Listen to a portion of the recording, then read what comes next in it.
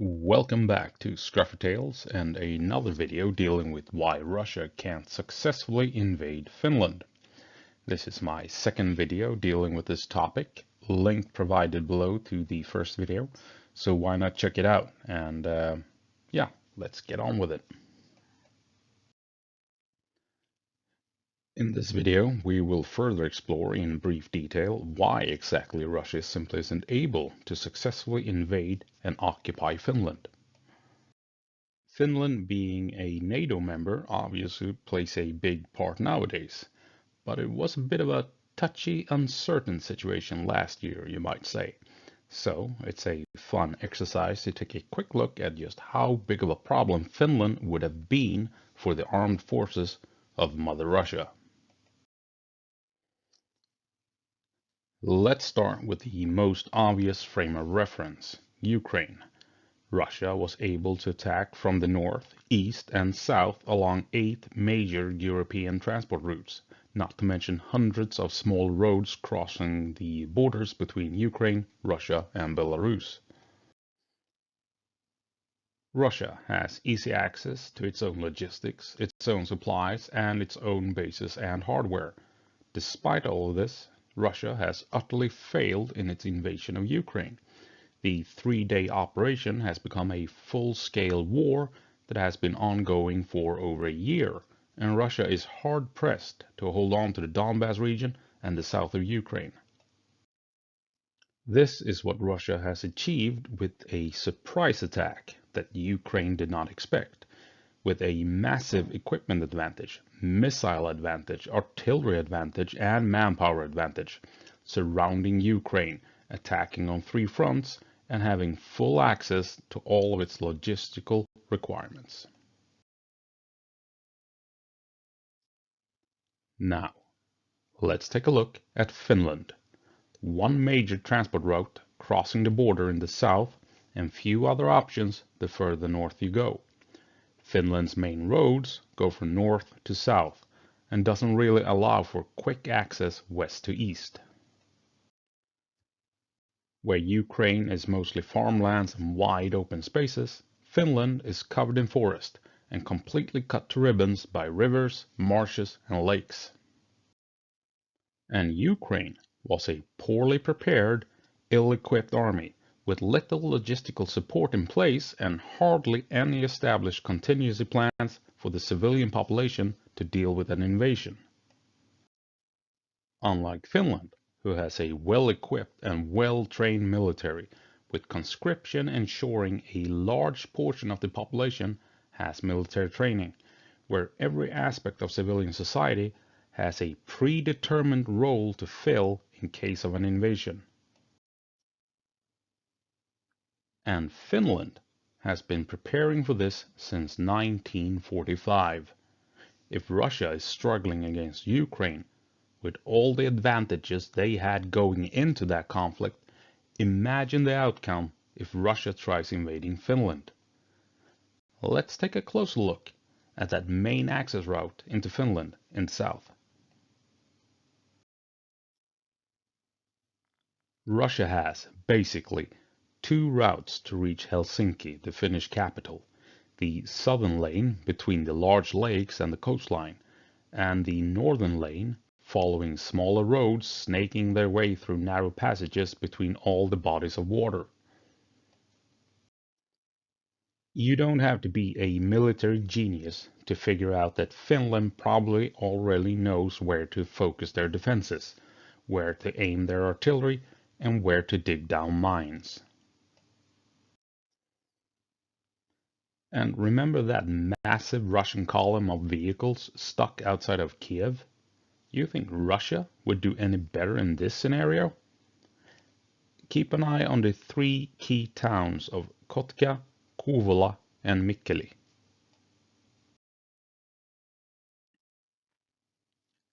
Look at this terrain. Look at the lakes, the rivers. Look at how easy it is to predict Russian movement, how easy it is to plan defenses and ambushes, how easy it is to plan where to hit the enemy with your artillery. You think Russia would try and fight its way through all those lakes without any room to maneuver? Then the southern lane is your only option, isn't it? You don't think Finland is prepared for that? The southern lane would be Bakhmut, but 1,000 times more cruel and horrifying. Russia would send its troops into a devastating meat grinder, trying to push through to Kotka and Kouvola. Just by looking at the map, we can all imagine what Finland has in store for any invader.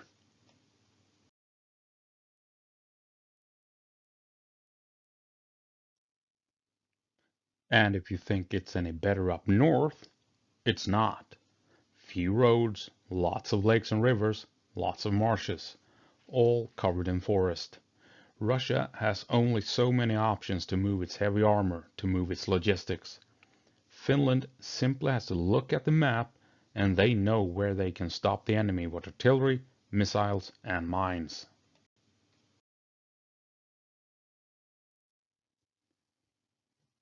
And history tells the same story. During the Soviet invasion of 1939, when Russia was allied to evil Empire Germany and attacked neutral Finland unprovoked, Russia attacked basically along the same locations across the Finnish border where they would have to attack in a modern conflict.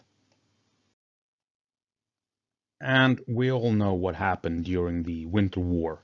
Russia suffered embarrassing losses despite a significant advantage in manpower and equipment. And that was against a Finnish military lacking in proper equipment and that had not spent around 80 years preparing to defend against another invasion. We all know how devastating the Winter War was for Russia against an ill-prepared Finland. We all know how devastating the war in Ukraine is for Russia against an ill-prepared Ukraine. So, what do we think would have happened if Russia had attacked Finland a year or two ago against a fully prepared Finnish army and society, attacking along a few narrow lanes of approach?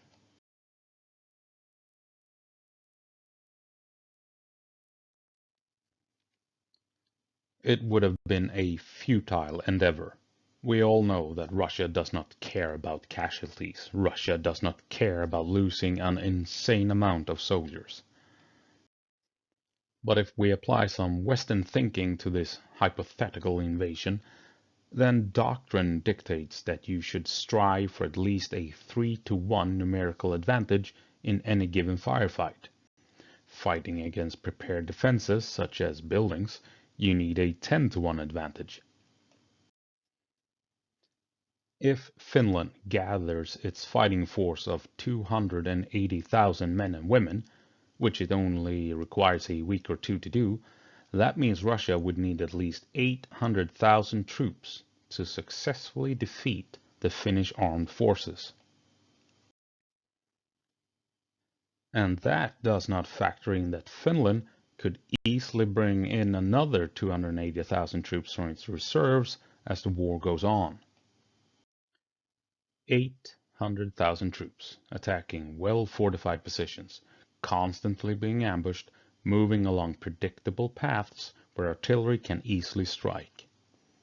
In that scenario, the 3-to-1 ratio doesn't cut it. 5-to-1 maybe. 7-to-1? 10-to-1? It would be futile.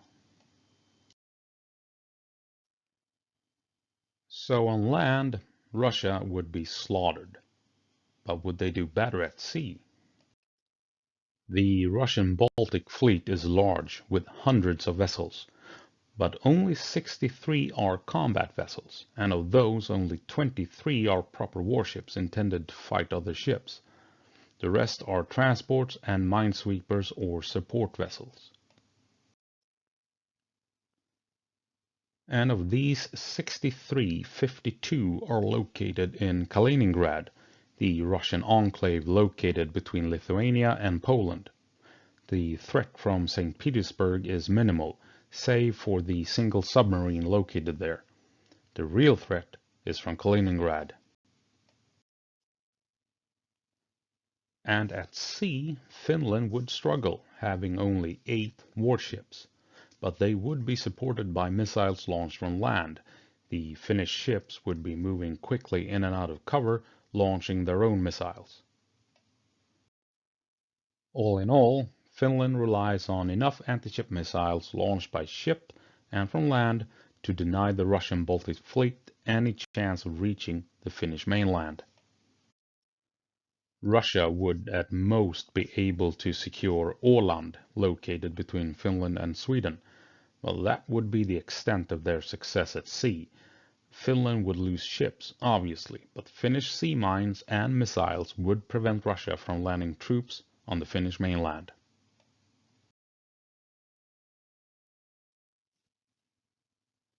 If Finland struggled at sea, it would be more successful in the air. Ukraine relies on Russian fighters and few of them if compared to Russia itself. But despite this, despite Russia having more fighters, more advanced missiles, more advanced aircraft, Russia has not established air superiority over Ukraine. Russia cannot contend with Ukrainian surface-to-air defenses. If Russia cannot overcome Ukrainian defenses, then what hope does Russia have against Finnish air defenses? Add to that Finland is flying the type of aircraft that experts say will help turn the tide in Ukraine's favor: Western fighters and attack craft. In Finland's case, the American F/A-18, soon to be replaced by F-35s. Clearly, Russia cannot effectively operate in the Finnish airspace without suffering significant losses.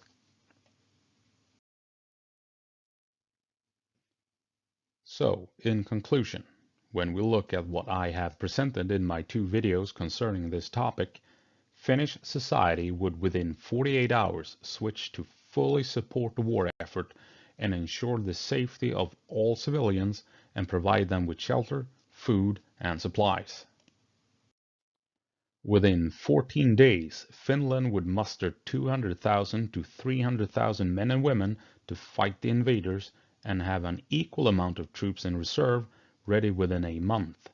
Russia, being hamstringed by corruption and incompetence, would be absolutely crushed on land trying to assault fortified positions along easily predicted lanes of attack. At sea, Russia would most likely be able to push back Finnish defenses to the coastline, but Russian troops transports would be unable to establish a foothold on Finnish soil, except for on Åland. Åland would be the only place where Russia could maybe have some success. But even at Åland, Finnish missiles would make it difficult for Russian transports to get troops ashore. In the air, the Russian Air Force would suffer many casualties to Finnish air defenses and Finnish fighters.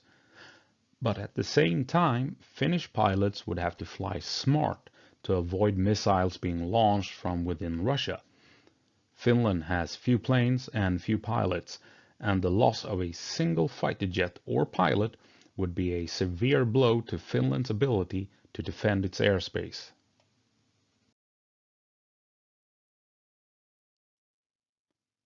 And that is all I have for you at the moment. A brief, easy to digest video looking at the problems Russia would have if it had started a conflict with Finland. And I think my 2 videos on this subject paints a pretty clear picture of just how well prepared Finland is for defending itself, and also how ill prepared Russia is to actually act on all of its threats that Russia aimed at Finland last year. I hope you found these 2 videos interesting, and I will see you around. Oh, and by the way, Sweden beat Finland in hockey, and Sweden kicked Finland's ass at Eurovision. See you around.